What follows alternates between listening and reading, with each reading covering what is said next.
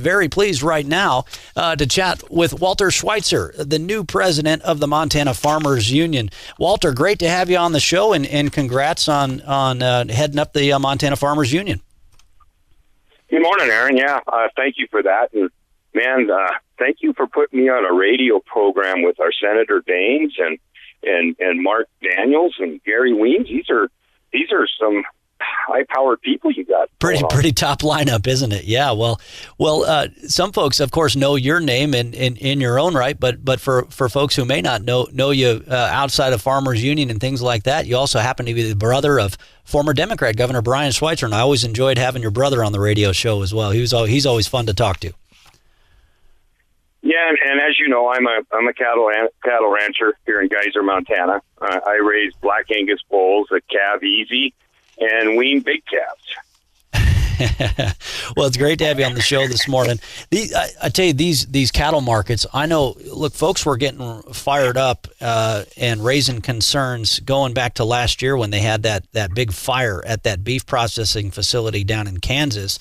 People were worried about manipulation in the cattle markets and that we weren't getting a fair price for our cattle from here in Montana. But now it's even more aggravated given what we've seen, with the prices of beef at the shelf, but we're not seeing those prices for our cattle as we ship them down range. Give us your thoughts. Well, the one thing the coronavirus has done is it's put a microscope on the meat packers and has caught them price gouging the consumers and the producers.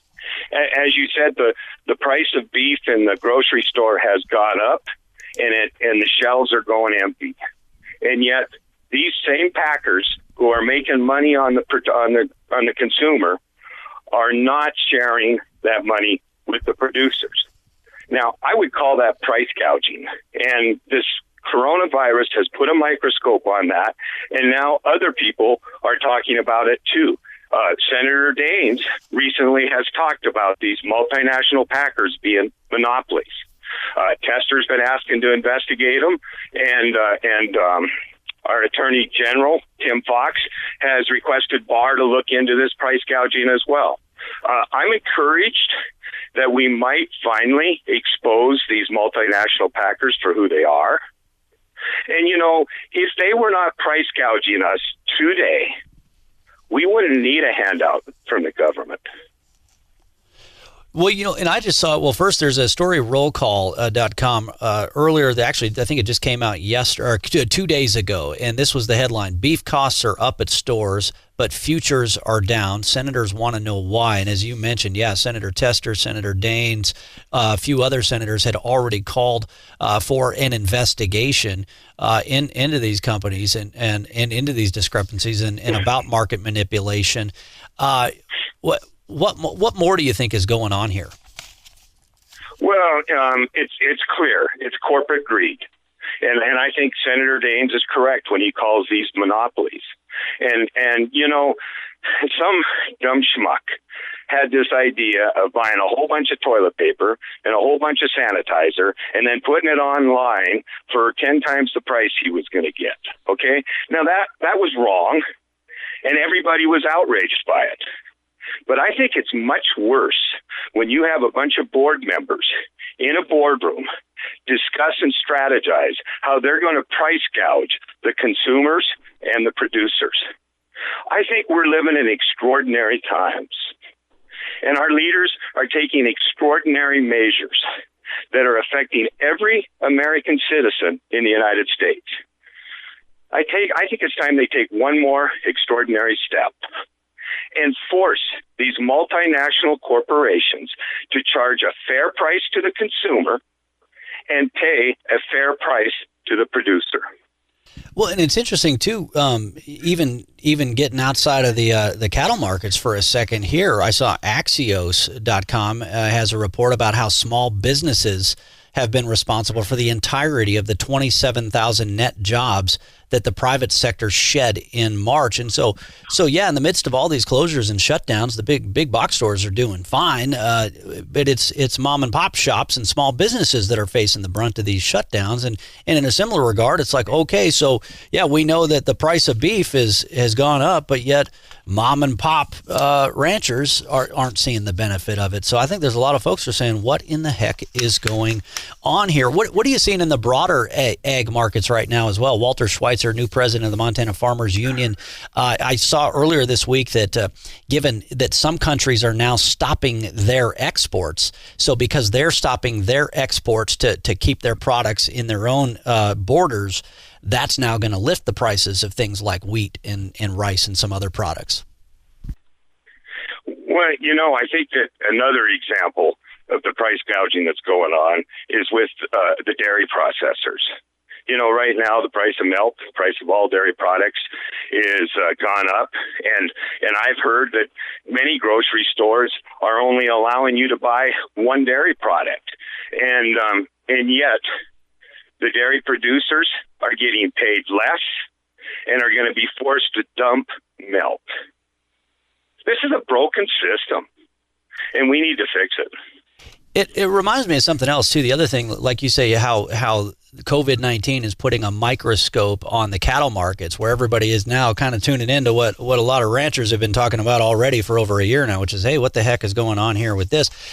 Across the board, Americans and Montanans are saying, hey, let's make stuff here. The reason the masks issue became, we had dentists and doctors identifying mask shortages over a month ago because all of the masks come from China. And so they were already saying, well, if China's shutting down because of this virus, the mask production's shutting down. So they were already looking at their supply lines. But to me, back to our cattle markets, to me, this is why we also need, a meat packing plant here in Montana. Let's manufacture, let's build more of this stuff here in Montana as well. So we aren't just dependent on the few that are out there elsewhere across the country. What's your thoughts on that? I couldn't agree with you more. And one of the things that's preventing that from happening is that we haven't been enforcing the Grain Inspection Stockyards Act, which has been allowing these multinational corporations, processors, to manipulate the markets. And if I were to try to start a packing plant here in Montana, I would be undercut in my market region by these large multinational packers until they broke me. If I were to try to put in a flour mill, the same thing would be going on. Now, if we were enforcing laws that are on the books, if we would be holding these large multinational corporations to the rules that we have, it might provide opportunities for the rest of us. The thing that really scares me is that we're now giving this $2 trillion stimulus package that's really just a credit on our credit card, actually on our grandkids' credit card. This is increasing our debt. And I am really worried in agriculture.